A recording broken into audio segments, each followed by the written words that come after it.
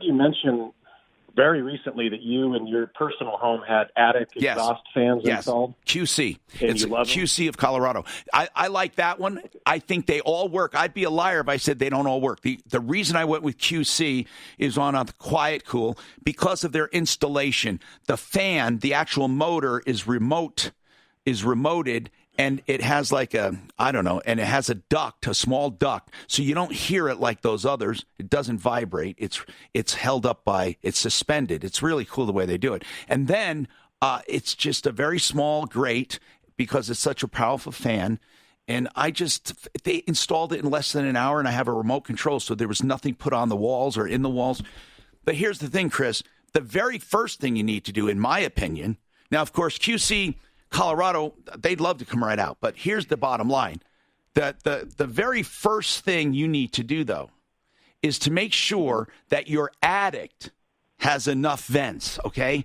The reason I say that is builders don't always put them in right. You need soffit vents and you need roof vents. Now, a roof vent can be along the ridge or it can be a series of vents.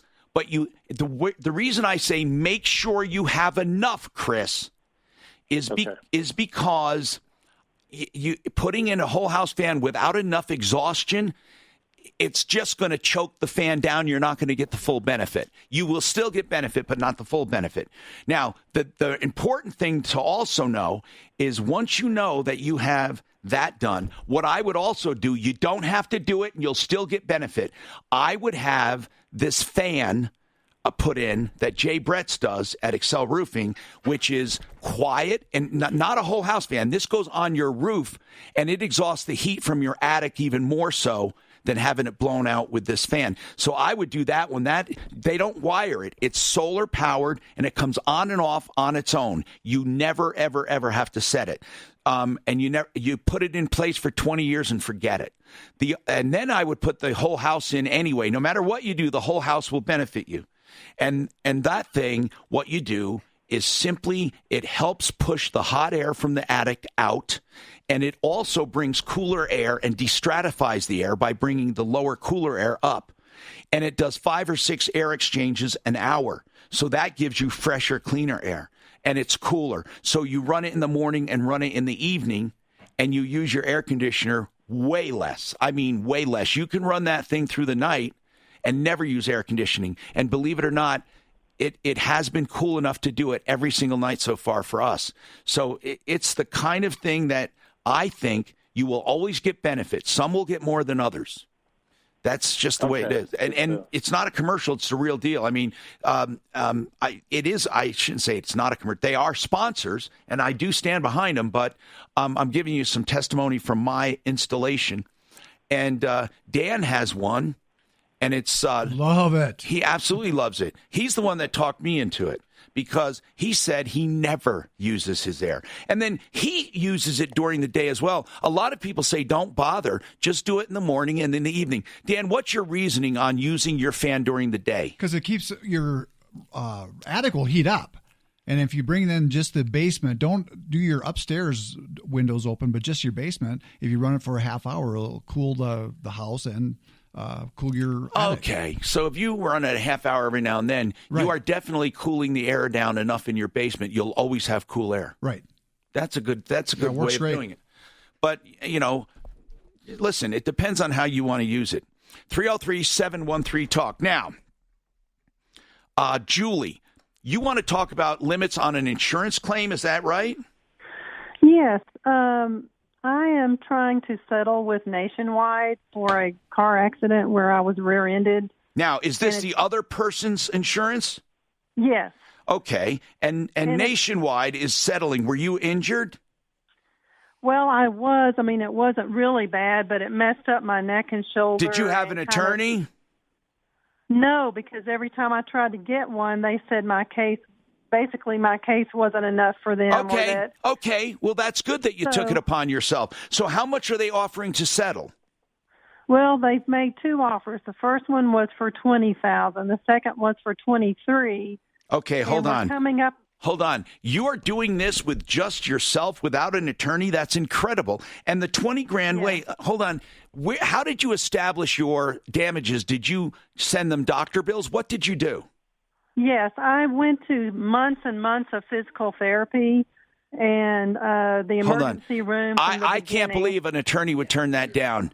I can't believe it. You sound like if they're offering you 23 right off the bat, then they probably think it's worth 40 or 50. They're going up, not going down on the offer. The first one was 20, now they're going up. They think it's worth 40 or 50. Here's the gamble people like Julie take. Does she continue on her own, or does she get an attorney where she's going to have to give up a third of it? Can she get more, even minusing the third, than she could on her own? Without a doubt.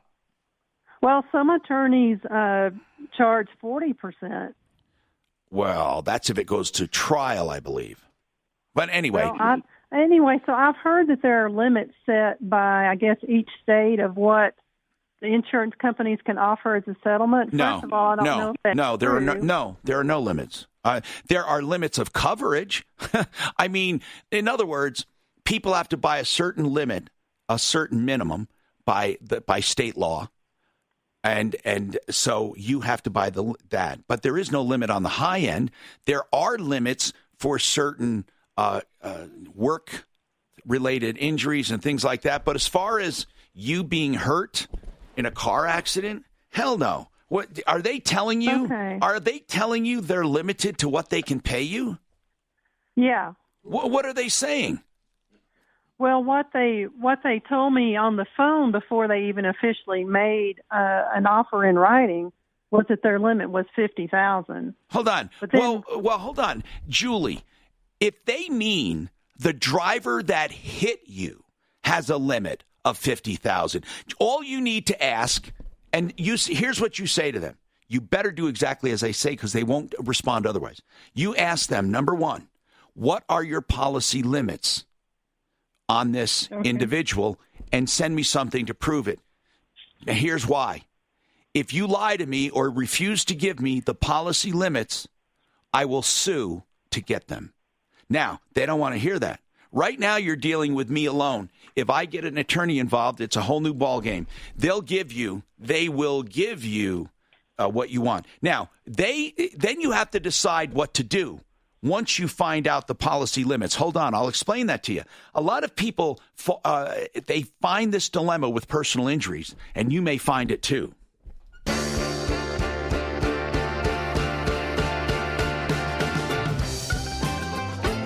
I'm Tom Martino, your troubleshooter. Okay, Julie, you may run against this, and that's why I always recommend you get help for these personal injuries. John Fuller, by the way, is someone I do recommend, Fuller Law, and he will give free advice without you hiring him. If you decide you need an attorney, he'd be great. But I want to tell people that stands. Personalinjuryco.com is his website, and his number is 303-597-4500. Now, why do I say get free advice? Because here's why. Julie, you need to know a few things, and these are things John will go over with you, or any good attorney should go over with you. And here's the bottom line. You need to know policy limits, and then you need to know the financial strength of the person who hit you. Let's say the person who hit you or someone else responsible in that household, maybe a parent, let's just say the responsible party, period. If the responsible party is worth $10 million and they had coverage on their car with a limit of $50,000, don't you think that would be stupid? Then you would not settle because you'll simply go after the family. Okay? Now, if the responsible party is worth $1 or negative dollars because they have so much debt and they're hard-working fast food people, now let's say that they are worth nothing and they have a policy limit of $50,000. If you don't settle for 50, well, good luck. Bye. The insurance company can walk away. So now what? Another thing they told me was that if I wanted more than they could offer, then I would have to try to get that from my own insurance company under the uninsured. Now, they're actually the uninsured part, and I'm like, but these people had insurance. How could they go under uninsured? Okay, because you can. Because the coverage, see this other, they're being pretty straight with you, this other company. Because they're right. If you come up against someone who's worth nothing, they're not worth suing, and you have a policy limit of $25,000 and your doctor bills are $200,000, and it's not just doctor bills, it's pain and suffering because here's the deal. With pain and suffering, because doctor bills, they usually do pay. So let's get to but maybe not. Maybe they don't. So if they have a policy limit that you run up against, and you're not going to get anything if you sue the person, then you go to your policy. Your policy has, most people should have, if they don't, they're crazy, underinsured and uninsured motorists. That's what that means, UM. It's not just uninsured, it's underinsured. And you can put in a claim that goes beyond. But see, now, in my opinion, you're talking where you should have an attorney. That's just my opinion. But that's, I think you're way in over your head. And I think a good attorney could kick ass on this case. And they know how to go and where to get the money. Fuller is 303-597-4500. You may just want to talk to him. Look, it doesn't matter to me if I convert you over to him or not. I just hate to see you get ripped off. Really? David, welcome to the show. What's going on, David? Hi, Tom. I was calling about, we're having a lot of family members telling us that it's too expensive to fly to Texas and fly back. No, it's very cheap. It's very cheap if you shop right. Yeah, well, that's why I'm calling you. Okay, David, do you have a computer? Do you go online? Yeah, my wife does. Have you looked at the online sites like Expedia there's millions of them or hundreds of them. Have you looked at them? Do you have one? I really don't know what you looked at. All right. Well, it's not expensive. All I can tell you is if you shop, you're going to find really good rates. Really good. Okay. Now, beware. We want to go there and stay for a few days and rent a car and stuff and a hotel and stuff. You can do all that through Southwest. Southwest? Yep. They have an app. Listen, Southwest Airlines is wonderful. I just don't like the seating thing, but it's a wonderful airline. Frontier is. You're saying a lot of good things about all kinds of different airlines that were really cheap. Frontier is cheap, but it's dangerous. I don't mean dangerous like safety. Frontier has a problem if they have any problems. If there's any backup for weather or mechanical issues, they don't have enough planes to fill in. So you can end up stranded for a week. They won't offer you for a week. If you have a bargain fare, they will cancel you in a heartbeat and say, I'm sorry, here's a voucher, or you can get out of here in a week. It's terrible. That's the one big risk with Frontier is not being able to fly. But if you get to fly, Frontier.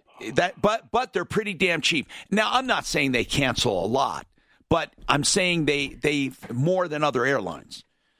So, David, I can't pick it for you, but I promise you, if your wife goes online, she'll find some good deals. John, welcome. What's happening, John? Hey, Tom. What's going on?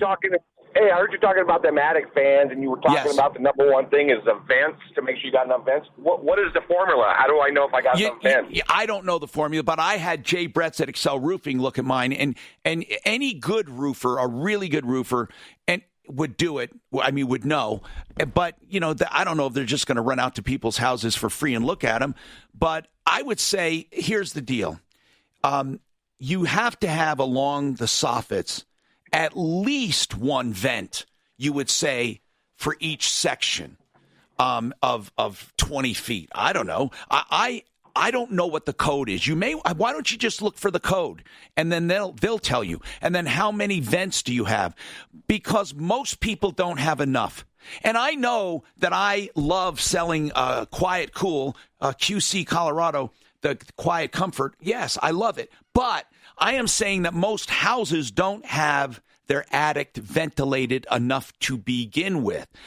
But I want to make this clear. Even a well-ventilated attic will still never get the results when you have an attic fan in addition to it. But here's what you do. have somebody look at it or take some photographs and email someone. But you need to know how many vents are required by code. Once you know you have enough natural ventilation, what I would do, this is the perfect house for me.